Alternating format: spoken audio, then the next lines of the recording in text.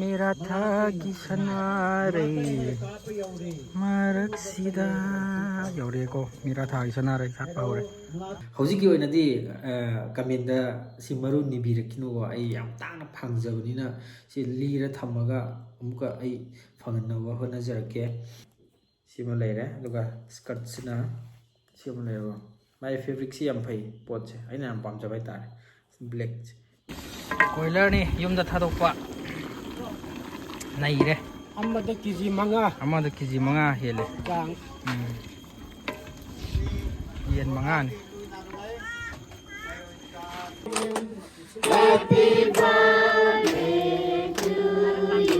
Happy long life. Happy long life to you. Happy long life to you. Hi ma'am.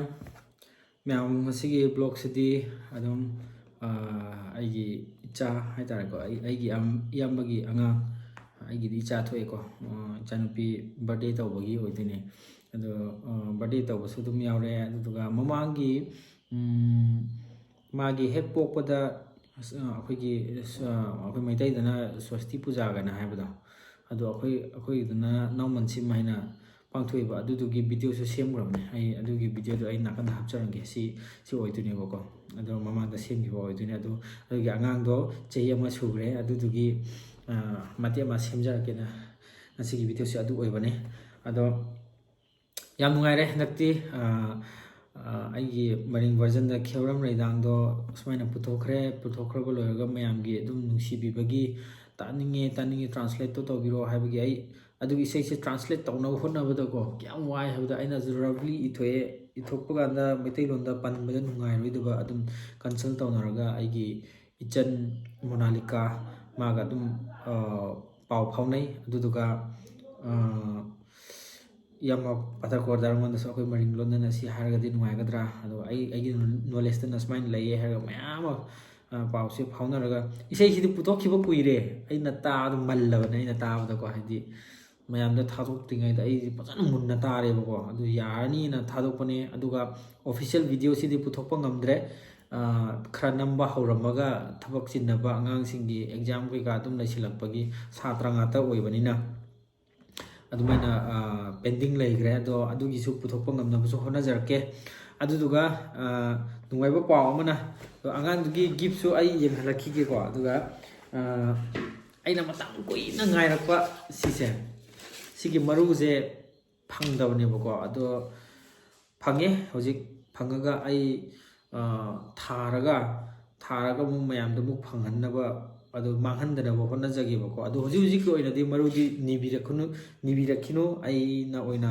pairaga phajana thagi maru phajan phangi ko sigi si leire ko si moina kitang semba watpai neba sise sigi maruse si oidena ado sida khaba ma lei khadaba ma lei bako khaba ma lei khadaba ma lei buje sina akhabi neba sina khadabi si chaba yai bako sise do ma breed si tongan ba akhoi maringda mangsil lae adu phange yam tangna sana dagi hena tangna phangi ni ko sigi maruse anna aina tharaga mayambisu phanganaba honage hojiki oinadi kamenda si maru nibirakinu ko ai yam tangna phangjabanina si lira thamaga amuka ai phanganaba honajarake do hojikti ai angangi janupigi lerakpa dress to mayam so haipitang guest tawbiro ko phajagani phajaro yabda nupi da pakkani pa oida ai gi wakhalondadi pa ena leire ko ai cha gi damakta ni na ina thwa yam leire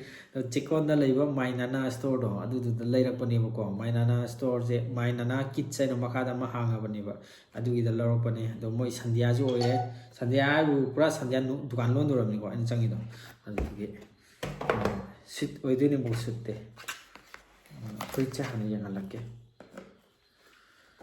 si oidene chahi ama gi oidene bako ado masa se kitang angang se kitang di pikpane ado chana dabra di khangdri bako sima leire aduga skirt sina sima leire my favorite si yam phai pot che aina yam pamjaba haitare black thata lawi ko pro winter su changamni na dum ꯅꯨꯡꯊꯤꯟꯗ ꯃꯅꯨꯡꯗ ꯈꯣꯡꯒ꯭ꯔꯥꯎ ꯃꯆꯥ ꯑꯃ ꯍꯥꯞꯄꯒ ꯑꯗꯨꯝ ꯁꯦꯠꯄ ꯌꯥꯒꯗꯧꯕ ꯗ꯭ꯔꯦꯁꯅꯦ ꯑꯗꯣ ꯐꯨꯔꯤꯠꯁꯤꯒ ꯄꯨꯟꯅ ꯁꯨꯃꯥꯏꯅ ꯀꯩꯅꯣꯅꯦꯍꯦ ꯁꯨꯃꯥꯏꯅ ꯄꯥꯛꯇꯣꯏꯕꯀꯣ ꯁꯨꯃꯥꯏꯅ ꯁ꯭ꯀꯔꯠꯁꯤꯅ ꯁꯤ ꯂꯩꯔꯦ ꯐꯨꯔꯤꯠꯁꯤꯅ ꯁꯤ ꯂꯩꯔꯦ ꯈꯪꯗꯦ ꯑꯩ ꯗ꯭ꯔꯦꯁ ꯂꯩꯕ ꯈꯣꯠꯄꯁꯦ ꯑꯗꯨꯝ ꯈꯜꯂꯤꯀꯣ ꯑꯩꯗꯤ ꯐꯖꯅ ꯈꯜꯂꯤ ꯍꯥꯏꯗꯤ ꯑꯩꯒꯤꯕꯨ ꯂꯩꯔꯁꯨ ꯑꯃꯒꯤꯕꯨ ꯂꯩꯔꯁꯨ ꯑꯗꯨꯝ ꯐꯖꯅ ꯈꯜꯂꯒ ꯑꯩꯉꯣꯟꯗ ꯆꯨꯅꯔꯗꯤ ꯑꯗꯨꯝ ꯇꯥꯡꯉꯁꯨ ꯑꯗꯨꯝ ꯂꯧꯔꯦ ꯍꯥꯏꯇꯥꯔꯦ ꯑꯗꯣ ꯑꯩꯅ ꯄꯥꯝꯖꯕ ꯍꯦꯛꯇ ꯑꯣꯏꯕꯅꯤꯅ ꯑꯉꯥꯡꯁꯤꯒꯤꯁꯨ ꯑꯗꯨꯝ ꯐꯖꯔꯗ꯭ꯔꯅꯗꯤ ꯈꯜꯂꯦ ꯐꯔꯦ ꯒꯤꯐꯇꯣ ꯁꯨꯃꯥꯏꯅ ꯂꯩꯔꯦ ꯑꯗꯣ ꯄꯤꯔꯨꯔꯒꯦ ꯍꯌꯦꯡ ꯑꯗꯨꯗꯨꯒ ꯕꯥꯔꯗꯦꯒꯤ ꯀꯃꯥꯏꯅ ꯇꯧꯕꯅꯣ ꯍꯥꯏꯕꯗꯨꯁꯨ ꯍꯥꯏꯗꯤ ꯊꯥꯏꯅꯗꯤ ꯕꯥꯔꯗꯦꯁꯦ ꯄꯣꯛꯄꯩ ꯅꯨꯃꯤꯠꯁꯦ ꯀꯌꯥ ꯄꯥꯡꯊꯣꯛꯅꯔꯝꯗꯦ ꯍꯧꯖꯤꯛꯀꯥꯟꯗꯤ ꯑꯗꯨꯝ ꯈꯤꯇꯪ ꯆꯥꯎꯈꯠꯂꯛꯄꯒꯤ ꯍꯥꯏꯒꯗ꯭ꯔꯥꯀꯣ ꯑꯗꯨꯝ ꯄꯥꯡꯊꯣꯛꯅꯔꯦ ꯑꯗꯣ ꯑꯗꯨꯒꯤꯗꯨꯁꯨꯌꯦꯡꯃꯤꯟꯅꯔꯁꯦ ꯑꯗꯣ ꯑꯍꯟ ꯃꯌꯥꯝ ꯑꯃ ꯄꯨꯟꯗꯣꯏꯅꯦ ꯑꯗꯨꯒꯤꯁꯨ ꯑꯗꯨꯝ ꯄꯨꯂꯞ ꯌꯦꯡꯃꯤꯟꯅꯔꯁꯤ ꯆꯥꯛ ꯌꯦꯟꯁꯥꯡ ꯊꯣꯡꯕꯁꯨ ꯑꯩꯅ ꯊꯣꯡꯗꯣꯏꯅꯦꯕꯀꯣ ꯑꯗꯨꯗꯤ ꯅꯦꯛꯁ ꯅꯣꯡꯉꯥꯟꯕꯒꯤ ꯑꯃꯨꯛ ꯌꯦꯡꯃꯤꯟꯅꯔꯁꯤ ꯃꯌꯥꯝ ꯉꯁꯤꯒꯤ ꯆꯥꯛ ꯑꯣꯏꯗꯣꯏꯅꯦ ꯑꯗꯣ ꯁ꯭ꯇꯤꯝ ꯔꯥꯏꯁꯅꯦꯕꯀꯣ ꯉꯥꯟ ꯈꯤꯇꯪꯀꯣ ꯉꯥꯟꯀꯣꯛ ꯑꯅꯤ ꯁꯤꯅ ꯆꯥꯛꯁꯦ ꯊꯣꯠꯅꯕ ꯍꯥꯏꯇꯥꯔꯦ Kya yaw yan mo? ꯅꯥꯄꯨꯔꯕꯗ ꯀꯌꯥ ꯌꯥꯎꯔꯦ ꯑꯗꯨꯅ ꯁꯤꯅꯦꯕꯀꯣ ꯁꯤꯒꯤ ꯄꯣꯔꯁꯟꯁꯤꯗ ꯏꯁꯤꯡ ꯌꯥꯎꯔꯒ ꯃꯅꯤꯟꯁꯤꯗ ꯃꯨꯟꯍꯟꯗꯣꯏꯅꯦꯕ ꯅꯍꯥꯟ ꯑꯩ ꯃꯃꯥꯡꯗꯁꯨ ꯑꯗꯨꯝ ꯍꯥꯏꯈ꯭ꯔꯦꯗꯅꯀꯣ ꯍꯥꯏꯒꯤ ꯏꯁꯤꯡ ꯁꯥꯍꯔꯀꯥꯟꯗ ꯃꯨꯟꯗꯣꯏꯅꯦꯕ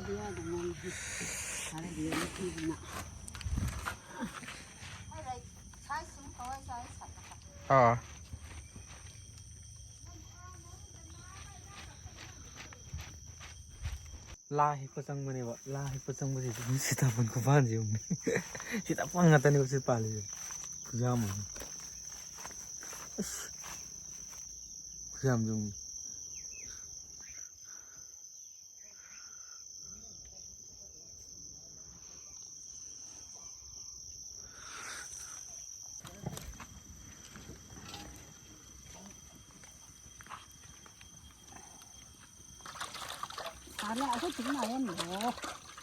ꯆꯥꯛ ꯌꯦꯟꯁꯥꯡ ꯊꯣꯡꯐꯝꯗ ꯂꯩꯕꯅꯤꯅ ꯑꯁ ꯌꯥꯗ꯭ꯔꯦꯍꯦ ꯄ꯭ꯔꯣꯒꯥꯝ ꯍꯧꯔꯦ ꯁꯣꯝꯗ ꯁꯤꯗ ꯀꯣꯏꯂꯔ ꯊꯣꯡꯉꯦꯕꯀꯣ ꯀꯣꯏꯂꯔ ꯊꯣꯡꯉꯦ ꯑꯗꯨꯒ ꯁꯣꯝꯗ ꯄ꯭ꯔꯣꯒꯥꯝ ꯍꯧꯔꯦ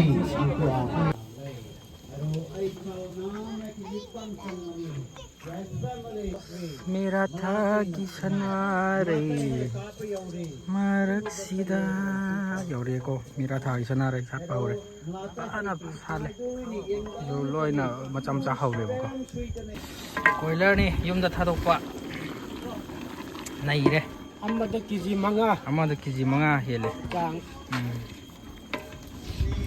yen manga ni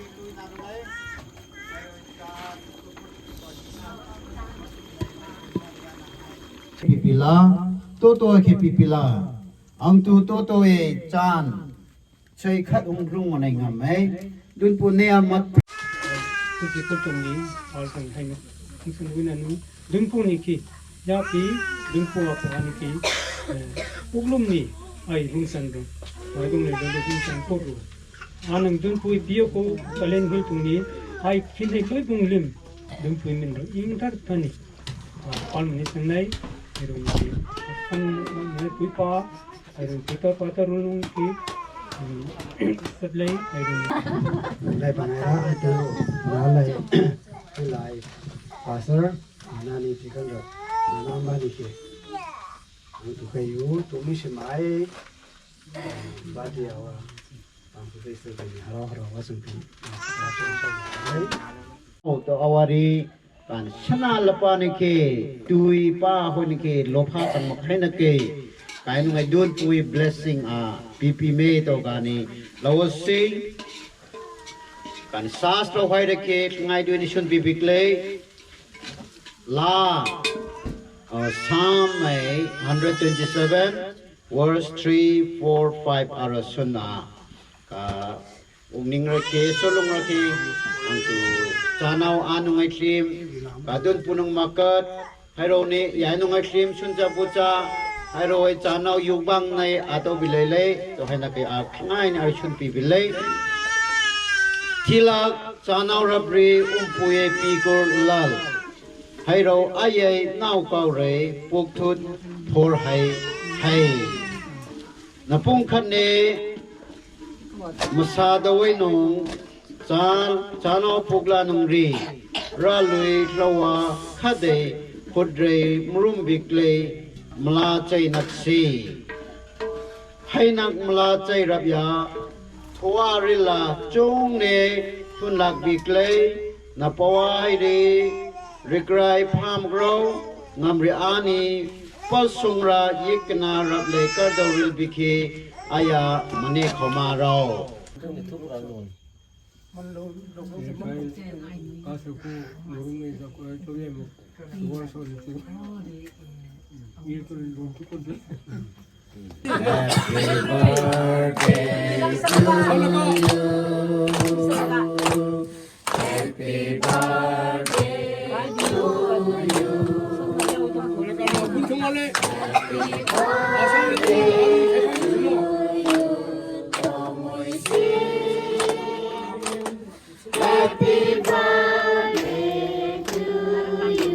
Happy long life.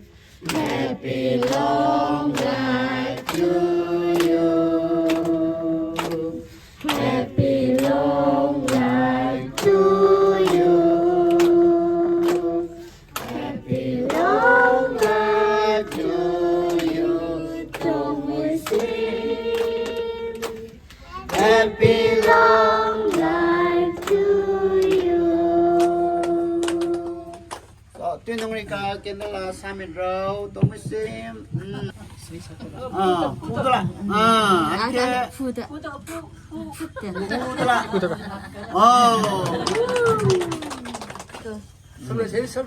one two three go sa hai cái lê là ar kia đó là yeah. Tuh, bermain tang nih. Oke. 혼장디 요. Sama mungkin.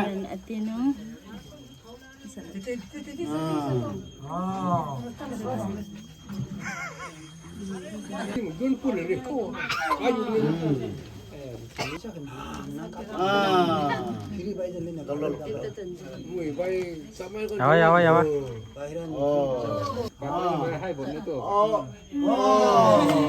Ntar ke makan.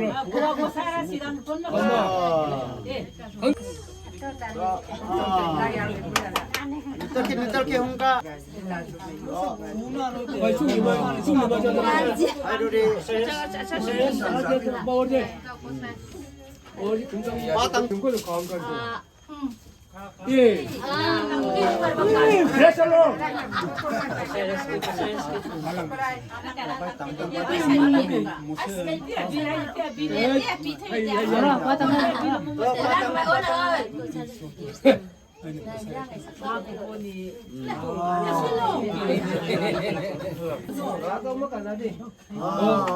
호글로.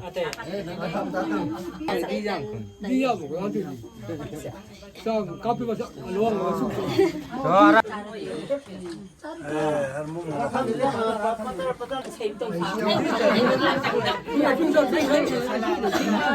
那有些发到的有些的呢。 Bor pikola.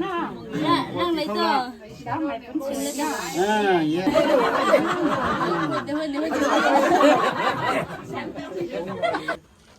Tôi bị say tôi đâu. những trường luôn này Có kỳ đó nè. Cắt ra đi. Boleh Boleh rồi. Datang ke sini, datang ke sini. Orang ah. Nanti sangku. 나랑기 사이즈도 보디 사이즈 시 어디니고 삼 런사 그노 짜브라 짜다브라 칸드레 Thank you. तो है Thank you. Thank you. Thank you.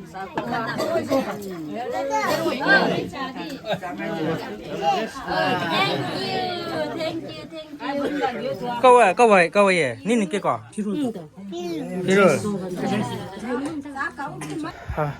Birthday फजन मनुंग फम संग्र सोम हिंजांग थोंगमगीको मैखु मरक्ता मैं तौर लेबने तो अखोगी बर्थडे से स्माइन अदुम चमना पांथोकपने अदुम आगांगसु ओइरिमिनाको अदु मंगोंदा या निंगसिंगबगी शक्तिसु याम लैखिरोइबको अदुबो चै अमा फारकपगी मामा पाना हाउजदना स्माइना तौजबनी अदुदुगा नसिगी केक से मतंगदा वाहे मनी तंगा अदुम हाइजरंगेको अदुगा मै केक से बेकरी से सिगी मतंग सा वाहे मनी तंग हापचरंगे मैगी गिव वे लई हाबने अदुगी डिटेल्स लोइन हापचरंगे ngasi birthday gi cake ase Mario Bakery dagi sponsor tawirbo oidene ado Mario Bakery je kongba amasung basikhong thongkhong da leibane do yam nungai bu paw mana lagliwa Diwali amasung Ningol Sakau bi dum khallaga giveaway achauba ma tawgadori ko mayam su saruk yabiu aduga tawjagadori ba giveaway sigi rules haibetanga panjarange follow our page hojiki Mario Bakery hariba page asi follow tawbiramo aduga post asi bu like tawbiramo amasung miyoi ahum comment da mention tawbiramo best of luck to everyone hariga prize pool thamjariba pricing haibetanga lakthoksaramge first prize da 3 kg gi cake aduga flavor na adom gi apamda choice tawo yagani aduga bento ama aduga flower bouquet ama second prize ta 2 kg gi cake aduga flavor so adom gi apamda dum khandiba yagani aduga bento ama aduga flower bouquet ama do third prize ta su 1 kg gi cake aduga flavor so adom gi apamda dum khanba yagani aduga bento ama aduga flower bouquet ama consolation prize miyoi tara khanjagani do miyoi tara singidamakta half kg gi cake amamam aduga flower bouquet amamam giveaway ochagadoriba numit asina 19 October aduga price asina Diwali numit pijagani aduga Diwali numit ki oina customer singidamakta 10% off laigani aduga aigi site coinsum collection dagi lakpa customer singidamakta su extra 10% amaga pijagani haidaba rules sing asi loina follow tawiraga giveaway se mayam punna yamina si hairaga loisinjarage. You are my sunshine, my only sunshine. You make me happy when I am sad. I never know that how much I love you. Please don't take my sunshine away. Thank you.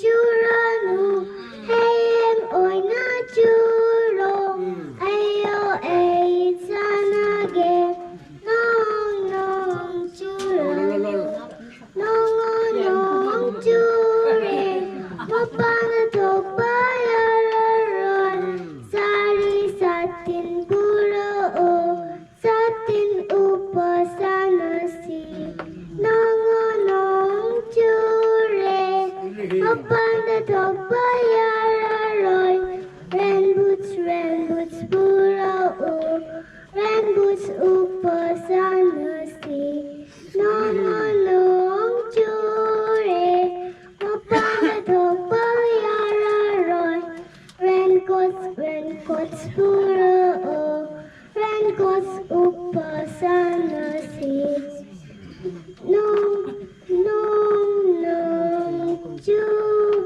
churano, hayang oy na churo, ay kon mayang sanage, nong chat karo. Thank you. Janaga namana adina yeko jaya hai Bharat bhagya vidata Punjab Sindhu Gujarat Maratha Dravida Utkal Vanga चला यमुना चला चला तब शुभ नामे जागे तब शुभ आशीष मागे गाए तब जय गाथा जन गण मंगलदायक जय हे भारत भाग्य विधाता जय हे जय हे जय हे जय जय